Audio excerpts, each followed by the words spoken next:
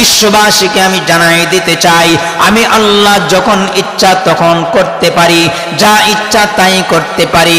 আমি আল্লাহ চাইলে বৃদ্ধ বয়সে সন্তান দিতে পারি, আমি আল্লাহ চাইলে একজন বন্দা মহিলা থেকে সন্তান দিতে পারি, আমি আল্লাহ চাইলে বেমৌসুমি ফল দিতে পারি। অতএব সব কিছু বান্দা তোমরা আমি আল্লাহর দিকে চাও, বলেন না সুবহানাল্লাহ। সবকিছু কার কাছে চাইবো? সবাই বলেন কার কাছে চাইবো? আল্লাহ ছাড়া আমাদের আর কেউ আছে? বলেন আল্লাহ ছাড়া আমাদের কেউ আছে? দুনিয়ার ফকির কিন্তু এক ঘরে ভিক্ষা না পাইলে আরেক ঘরে যাইতে পারে, ডাকতে পারে, কিন্তু আপনি আমি একমাত্র আল্লাহর গোলাম। আমার আল্লাহর দরবার থেকে যদি আমরা ফিরা যাই, অন্য কোন দরবারে আমরা যাইতে পারবো না, অন্য কোন দরবারে আমরা গিয়া শান্তি পাইব না, অন্য কোন দরবারে গেলে আমরা কিন্তু সৌভাগ্যবান হতে পারবো না।